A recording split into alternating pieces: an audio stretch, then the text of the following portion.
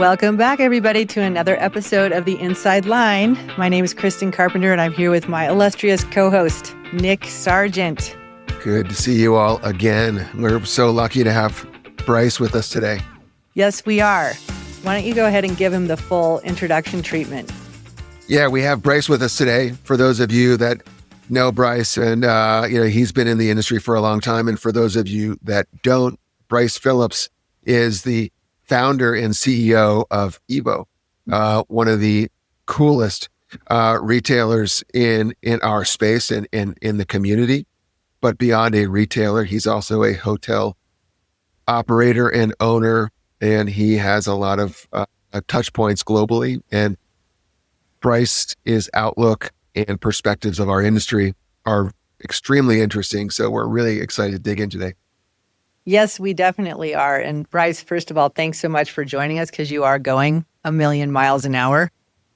So we really wanted to just kind of start the conversation as we have with our other conversations, but we have many exciting places to lead from there. But can you tell us how you got into the winter outdoor snow sports industry? Yeah, for me, it was all, very kind of natural. And it really is a reflection of being introduced to skiing itself. So my uncle took me as a kid, and he really lit the fire. Like, we didn't have the money growing up to buy lift tickets. And given I got my first, set of rentals and my lift ticket at Mount Ashland in Oregon, paid for by my uncle, it really just, for me, after that first day on the hill, I was just thinking to myself, how can I do this for the rest of my life? And, there are many things kind of ensued over the years since being a kid to now, but eventually it turned into buying and selling gear. And I was doing that in junior high and high school, started with baseball cards.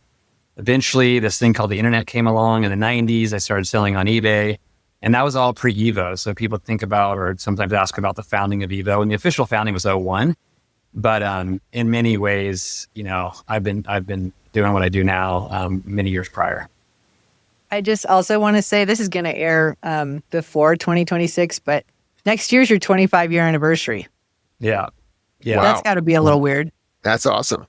It's funny. I have been sharing this with a couple folks lately, but when you get to that place in your life, in your career, where you're having these 20, 30 year ago conversations, like, remember back in 1997 or 2001 or whatever it is. So yeah, we're almost 25. And it's been an amazing journey. We have the same anniversary at Verde next year. Really? You are. Yeah. Oh, wow. Yeah, I should celebrate together. Congrats. Tell me, I'll go to Japan. Yeah, let's all go. Tell me, Bryce, like what has been one of your best memories in 25 years? Oh, there's got to be a ton, but maybe there's one that sticks out. There's actually just, I would say, a common denominator. And it's manifested at different points in time over the decades. But it's really just like being outside, connecting with other people. Sometimes you've known them your whole life and you love them and have this great relationship. Sometimes you just met them. But that feeling of camaraderie and that spirit that I think we all feel in different ways when we're inspired by being outside with other people, like, that's really what it's all about. And that's a gift that keeps on giving. Like, I felt it yesterday up on the hill with some of our team members, riding bikes. I was in Tahoe this weekend with a bunch of people, many of whom I just met at a big community grand opening. I was at Whistler last week. Like, I'm with my family in Japan. All of these different experiences are the highlights. And that's why we just keep, we're so inspired by what we do. This is why we don't sell vacuum cleaners. Yeah, exactly. Yeah, we could do a lot of things, but it's been incredible to be able to have, for all of this to intersect, like, within the kind of careers that we chose. Yeah, And it's interesting It's interesting to be in an industry where it is about being outside, and it is fun, and it's passion driven. And when you layer on your buddies and your friends, new, old, friends you haven't met yet, it really is exciting. And how lucky are we? It's the best. It is. And I guess I would be remiss if we didn't just start with what you've been up to since you and I last connected, which I think was 3 years ago at a executive summit that Lifetime produced. The last 5 years. Yeah. And I know there's been a lot of news in that time, and you've been busy and making deals happen and making your vision come to life. And it's a vision that no one else has. And that's one of the reasons we're so excited to have you on the show. So if you can share with us, like, what's been up with Evo and you. Yeah, definitely. So, I mean, we came from originally e-commerce, added our first store in '05, and we've really been, bringing experiences to life via our stores and the web. And then in 2009, we launched Evo Trip. So some people don't know it's been around for that long, but again, that inspiration to travel and open these experiences up to our customers and celebrate the outdoors with them has always been at the heart of Evo Trip. In the last few years, we've really been able to move, despite some of the headwinds, right? It's been a challenging time. I mean, ever since 2020, whether it's good for business or tough for business, like, it's all been a challenge. So a bit of a whirlwind for sure. But in the last few years, we've really been able to move our vision forward as it relates to the Evo ecosystem. So what is that? It's definitely, it's kind of centered around the core business that we've had for many years, which is retail. We've added travel quite a while ago. We have recreation itself. We have a couple skate parks. We have an amazing backcountry ski area around a Callahan Lodge up in Whistler. We have hotels in Salt Lake, in Tahoe City, and in Hakuba, Japan. And then we joined forces with an amazing business in Japan called Rhythm. And Rhythm, incredible story of, I'd say, kindred spirits. Like, I couldn't even believe what I experienced as a customer walking in, and kind of felt something that really resonated. And we came together a little over 3 years ago. We have locations in Hakuba, Niseko, and Furano, 10 stores total. And then I mentioned a second ago, but we opened our first hotel in Japan just this last December. So I've missed a few things, but when we think about our customer and the kind of holistic experience we want to deliver, in addition to being their place for the gear that they use, we really want to make sure that it's just very clear as to how they can opt into our world, and we can deliver a suite of experiences like you can't find anywhere else. That's awesome. Go ahead. So Nick. let me ask the question: Hakuba, Niseko, or Furano? That's you controversial. Had to go to one place. You had to go to one place. Can I just say yes? Can I just say yes? Here's what I'll say. They are all, like, just incredible, like, incredible places. And I'm not just saying that. They really are. Anybody who's been there knows that. I first visited Hakuba in 2006 when I was skiing professionally, and we were there to kind of discover the big mountains. Again, I say discover in quotes because clearly we didn't discover them, but it was for those in the States who didn't know they existed in Japan. That was the premise of the TV show that we were filming there. And I rolled into town and I looked up, and it was blue sky day. I just was like gobsmacked. Like, I could not believe the scale of the mountains and the terrain. And since then I have built so many really, like, lifelong relationships that just super special moments and people. And so there's a place in my heart for Hakuba, but then I go to Furano and I go to Niseko, and I'm like blown away. So I love all of them. But yeah, that's kind of the origin story for me in Japan. I went to Hakuba in 1996, spent a month there getting ready for the 98 Olympics. And anyway, I can only imagine. I like Hakuba. I've been to each, so they're all awesome, but just thought I would try to get one.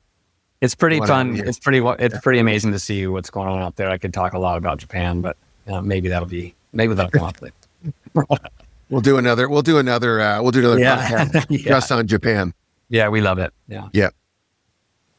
So I'm super curious if you could talk about why hotels. And it may seem super obvious to you, but as a person who, spends most of my awake time thinking about marketing channels, consumers, I've never seen this level of fragmentation in what you've been able to pull together through the commonality of an experience is genius. Yeah. So I would love to just hear your vision on that.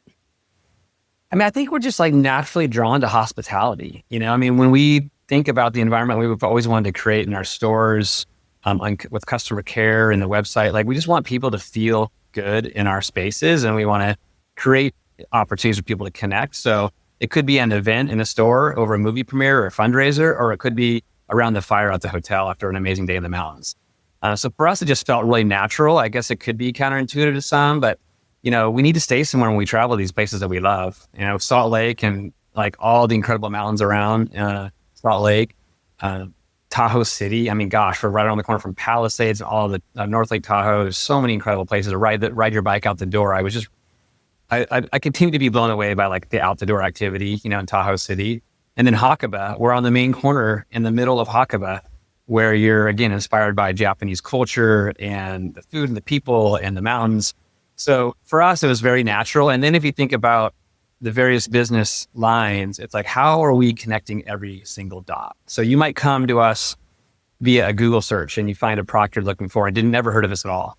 And that customer makes their way into Evo. And then they realize, wow, like I can travel with these guys and probably meet some pretty cool people along the way. Maybe I'll go to Austria, maybe I'll go to Japan, maybe I'll go to South America, maybe I'll just go to Salt Lake and like stay in the hotel. And that's the last point, is we're looking to connect more of our dots via travel and retail into our, into our places where we can, including the hotels that I just shared. So really, again, it's about a family of experiences all make sense when connected together. And then the other thing I'd say is like, we're just getting started. So that experience that I just or that journey that I just shared, it happens at times, but we have more work to do to make it seamless on the front end for our customers. And then we have more work to do on the back end to operationalize it. And they're beautiful hotels. They're super fun. We've stayed in the one in Salt Lake a few times. We've had a board meeting at the hotel in Salt Lake. Yeah, and, that's right. It's great. It's awesome. The thing I'd say on that, Nick, is we also love creating spaces, like finding, often left for dead historic buildings. Like most of our locations in North America, pretty much all of them in North America, save for Whistler, that's newer, are 100-year-old plus buildings that have the built-in soul and character, but it needs to be unlocked.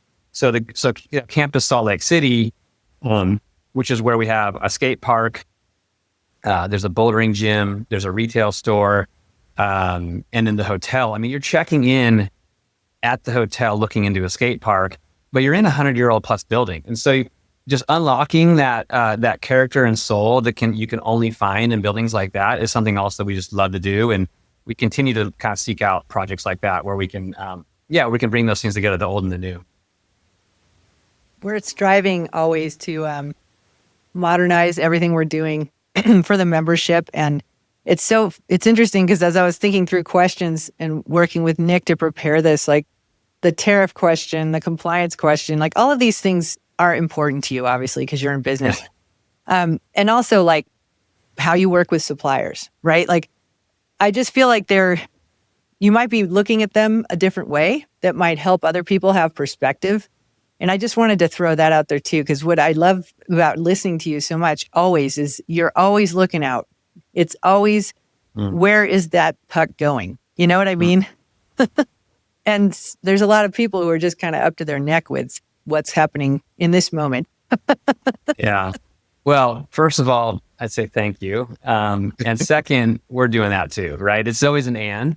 The present day volatility and all of the things that we've been navigating as an industry, as a retailer, kind of as a brand, like all of that it's a lot, right? And so that balance of future thinking and playing offense while just trying to get through it is a really tricky balance to strike. Like, and I talk to any of, friends and folks that I know through the industry, I mean, and out of the industry, right? It's just like the world has been a pretty unstable place. And so it is I would say, again, it's like a little more art than science as it relates to how you deploy your time, given you have to like keep the train on the tracks while also kind of charting the course for the future. Mm-hmm. It looks like from the outside looking in, you are balanced in a well-oiled machine. Boy. Hey, here's the thing I'll say. Yeah. On the inside looking out. Yeah. Yeah. No, I appreciate that. And I'd say that North America has been really hard. Like our performance, I mean, straight up, our performance the last 3 years after the high of COVID has been difficult and not what we're accustomed to, not where we need to be, not where we want to be. So again, while we've been able to make some moves where it seems like, again, from the outside looking in, things are great, we've been really like, having to work hard to move the business back into the place of financial health that we have always been, or we've been for many years. We have been very fortunate that we're a diversified business. And so if we were only doing what we've done years prior, it'd be a lot different. But we are thankful that we've diversified the business geographically and the lines of business. That has helped. Yet at the same time, it hasn't mitigated the entire impact of what's happened for the last 3 years. And now we're going into year 4 post the height that we all experienced when we had this kind of market tailwinds given what was going on with COVID. Yeah, no, for sure. And certainly you present a really great environment of what's possible, opportunity, as opposed to we're only in retail, shame on us, Yeah. It's all, hey, nothing comes easy though. Each one of these businesses has its own set of challenges, but it is definitely fun to imagine and then actually see it come to life. Like, it's one thing to have an idea. What we really, really love is seeing opportunity. It could be an old falling down building. It can be a line of business like travel or other, and then actually seeing the humans come together and experience the thing that we envisioned and thought would be meaningful, right? That impact we have on the communities and the way that we see people interact once we can unlock that potential, like that's what's forever inspiring. Yeah, that's super cool. I guess I have a question, and I'm very grateful for this, but a few years back when we chatted and we're preparing for another thing we did together, you mentioned that your company online and in store, and now obviously we have new channels to consider, was 75% hard goods, right? And retail today is like becoming awash with apparel. Yeah. Like literally you can go into a specialty shop and they're trying to get out of the hard goods business, which I think is a shame when you're looking at the ecosystem and the experience in the community. Yeah. Yeah. I mean, it's not so far off today. I think that there's a number of reasons why that's the case, but it's just really like where we came from. When I was selling snowboards and skis out of my garage and listing them on eBay, like it was 100% hard goods, and it's also, we're such deep participants and enthusiasts as it relates to skiing, snowboarding, mountain biking. Those are our three kind of categorical pillars. And it's rooted in the technical products and the hard goods and the things we use to participate. So we love the fact that we represent all of the others. So, I mean, accessories, all the luggage and travel, definitely outerwear and all the technical products that surround the sports. We have all of that, and we've been growing those. It's just, I think today, all these years in, it's still very much a reflection of kind of where we came from. That's awesome.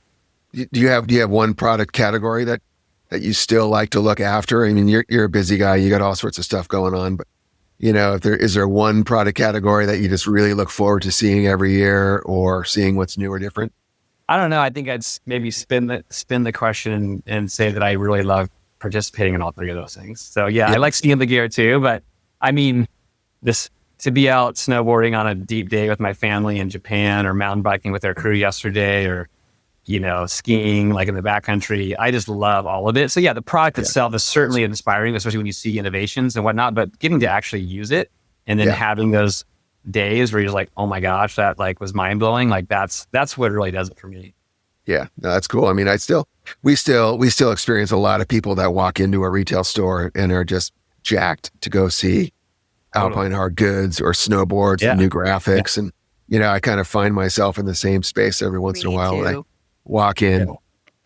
You're right. I would say it's cool because there's a little bit of a lull in product innovation given kind of the ups and downs that we've been seeing, but there's actually some really great new product, and that's, customers need it, we need it, it's exciting, and I think that, gosh, I don't know if we're talking about this here yet, but I'm not going to call it, that's for sure, but we are happy, I guess I'd say, that there is some really great new product in the market.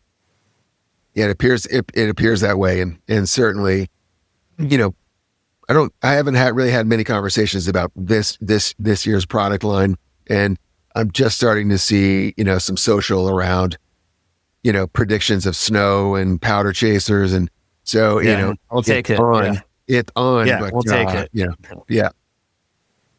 Just out of curiosity too, when you don't have kind of in the box business for your suppliers, right? Or the people who are selling you these hard goods and apparel. Like, have you found that you're able to kind of create or orchestrate a different type of relationship with them to kind of support the ecosystem you're building? I'd like to think so. I think the answer is yes, but I kind of want to be modest about it, given I know we can do more. And, we love it. I mean, sitting down and brainstorming about what we can do in the way of kind of this immersive experience in travel with a brand, or, I mean, we're recently talking, I'm just going to say it out loud here, but like we're recently talking about an incredible brand integration into some of our hotel spaces. And like, think about how you can deploy marketing dollars. Well, this is like something entirely new that both of us can collaborate on, you know? So we do a lot of things along those lines. And we think we can offer now something different, given both not only the ways in which we show up for our customer, but the places that we show up. And we have an incredible footprint in Whistler. We're in the Western US, kind of in Bree with, our campuses, hotels, skate parks, retail stores. We're digitally kind of everywhere. And then we have this, a presence that I'm incredibly proud of and just inspired by in Japan. So today, both being in these places that we love and we know our customers love, and then also having a wide range of things that we do there, it is set us up for different conversations, different collaborations, different relationships with the brands that we work with. They're almost ingredient brands for you. You know what I mean? Totally. Especially when you think about that, like hotel opportunity. I mean, it's and we haven't even rolled that out. Like, it's funny because it's just a hot topic right now, but we're just saying, okay, so these are up and running and we have a lot of humans moving through them, and they are, talk about immersive, like you're staying, like you're checking and staying there. So how can we shine a light on stories and brands that otherwise just wouldn't be there, And so while it is an Eva hotel, I mean, as an example, it's a kind of an adjacent example, but we collaborated on our Tahoe City project with Jeremy Jones, and all the content was curated through his lens, working with some other folks that helped us pull it together. So, that's one example of like thinking beyond, like it's just not all Evo, right? It's like this whole kind of family of folks that we work with. And now we haven't quite executed it, but that's where we're moving in the way of hotels as well. Just a content rich environment that you totally. And we're not, and I can tell you that it is and should be. And it's like, we haven't even tapped it. You know what I mean? Like we haven't. Like we're there, we have the infrastructure in place, now kind of the raw materials, but we haven't fully leveraged these touch points in a way that we will be doing in the future. Red Bull TV should look out.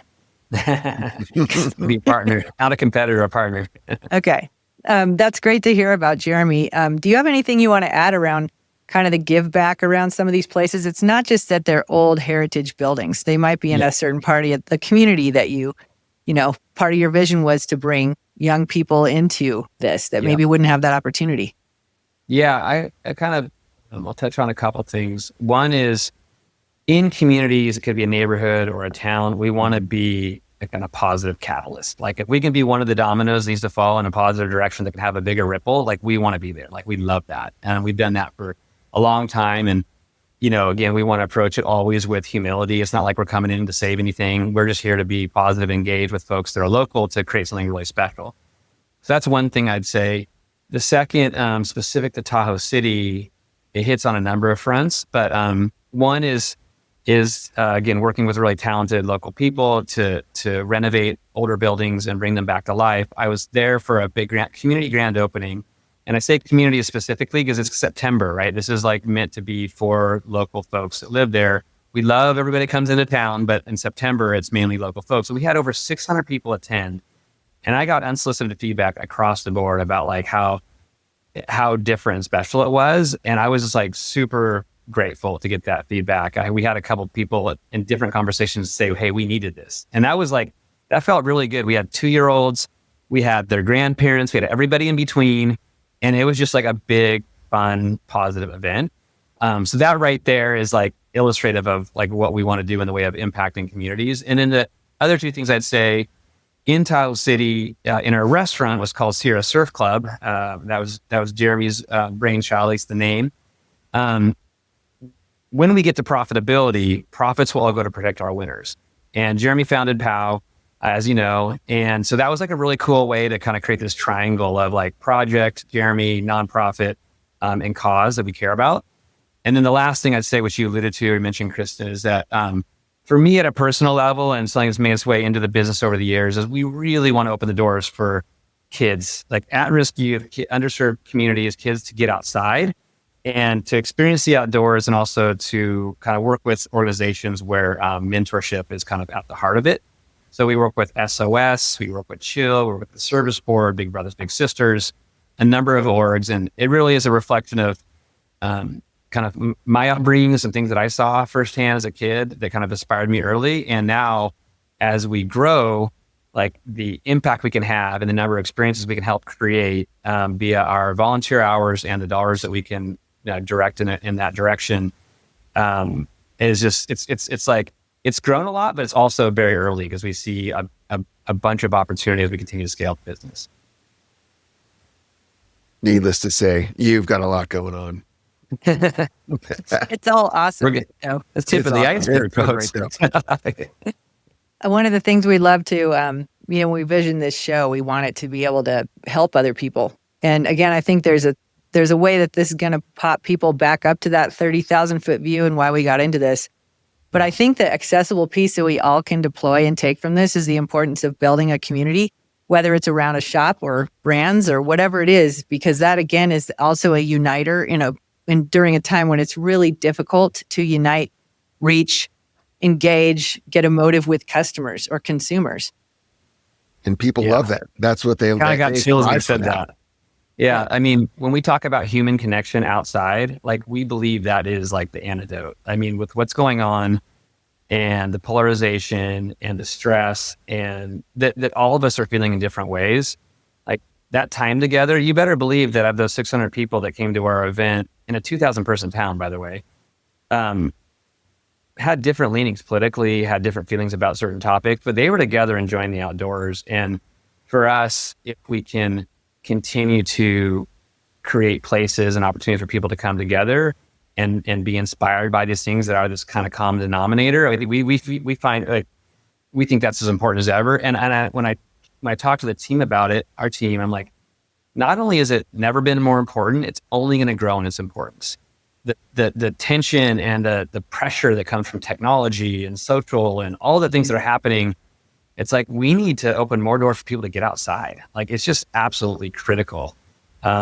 So, I think that it's one thing to identify that community and bringing people together is important, but at the same time too, it's always going to be a reflection. Is it real? Like, is it really care about? You can't be around a board, in a board meeting and around a table saying we should be about community. Like yes, and it's really going to be felt by customers if it's something you really care about. If you're just trying to do it to sell more stuff, it's going to fall on its face. You got to really care about that, and that's something where I feel, just like really grateful that's so central to who we are.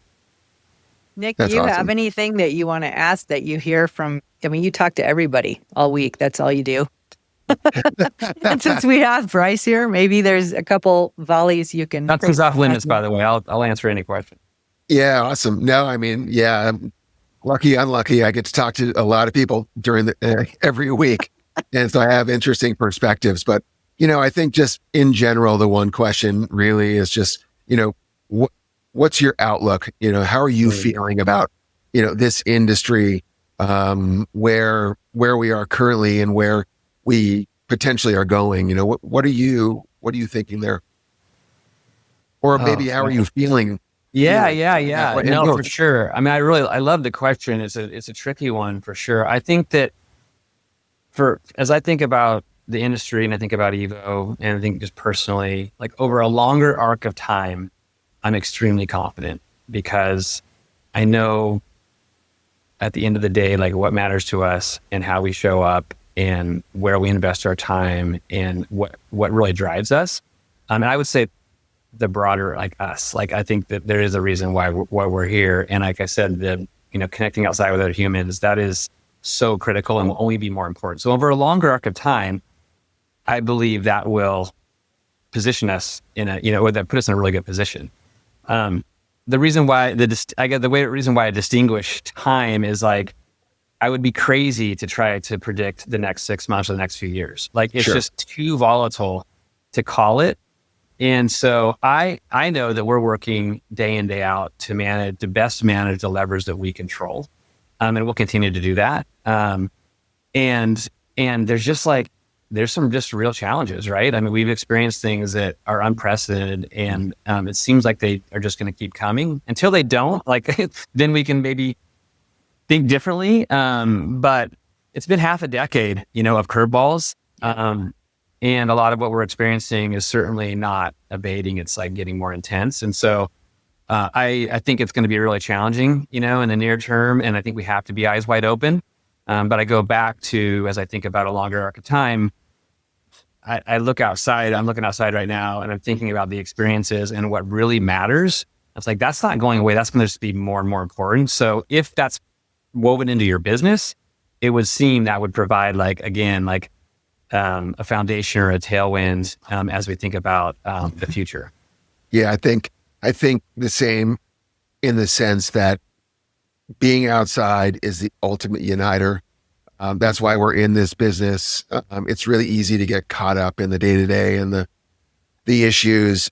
But if you're outside, like I've got my bikes right in front of this screen here. Yeah. And, I'm going to ride at some point today. That's a fact. And that motivates me here when I'm talking to who knows who in the industry.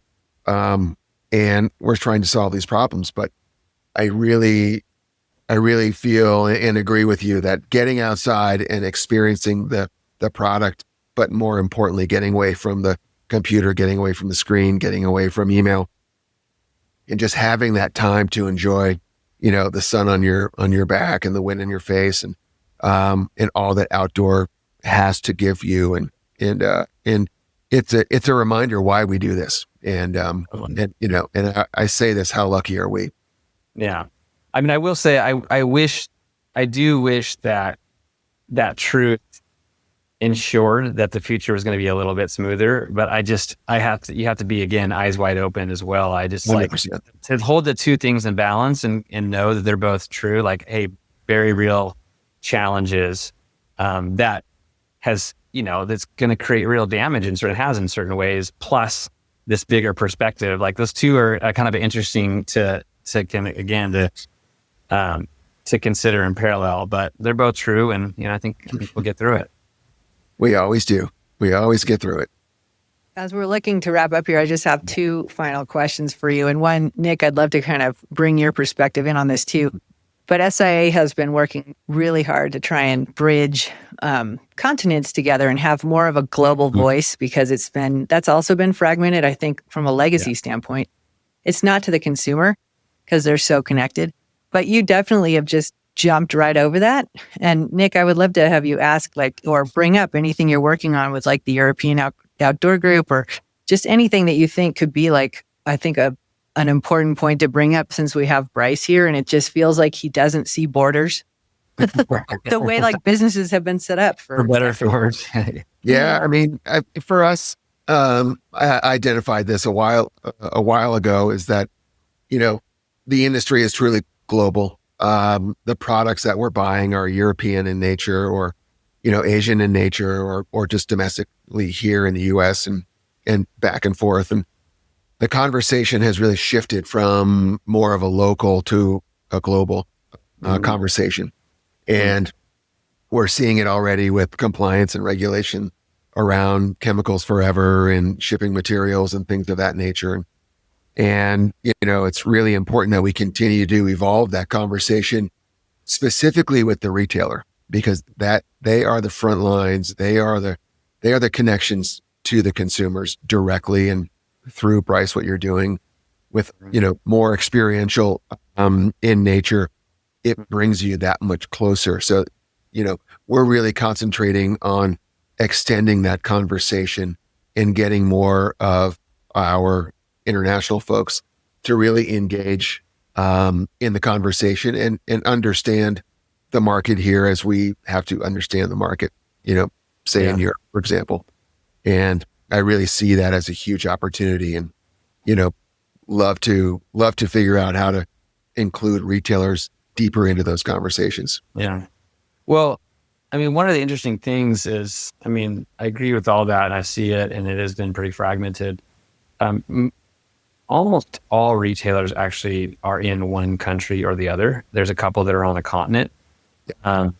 And so we feel like that's an advantage, if you will, but also something a really amazing opportunity as we look to the future. We want to be there for our customers no matter where they are. For us, it's not about the region. It's about like the spirit of what we all love. And that transcends all places, all borders, right? That's maybe why you mentioned earlier, we don't see borders. It's like, I just see humans that love to be outside together, no matter where you are. And the thing that we get, that we feel when we're in another place, meeting new people or experiencing it with people that we traveled with, like, it's just so special. So that's a little bit more like the philosophical side and like how we think about it and why we love it. Practically speaking, we've now are having a lot more of the global conversations because we do have a global footprint. So with the brands themselves, like, hold on a second here. I know that this is how it's organized and this is us and we are going to be in all those places. So let's like figure out how we can plan accordingly. So we look forward to doing more of that. We think it's early. And then a lot of times, because it's not just brands, but how we're all organized, sometimes it's a little bit difficult to do that. I mean, you've seen it many times being at, Solomon and Burton and other brand, but this is true of every single brand out there. It's like, you got regional folks, you got distributors, you got HQs, and coordinating that is difficult. But I agree. And I think it's a great direction to figure out how we can kind of better synthesize the conversation and the information globally.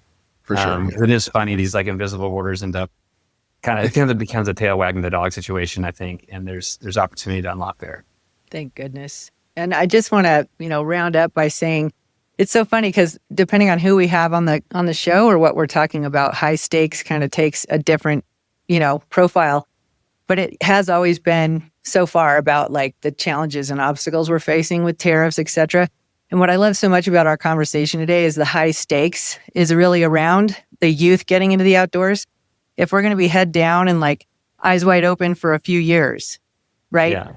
Those kids are going to be teenagers and very powerful in terms of a consumer group. So the more we can like support them in terms of falling in love with what we do outside, I think that's the high stakes. And I love that that's been like the big, takeaway for me in this conversation. And I appreciate it.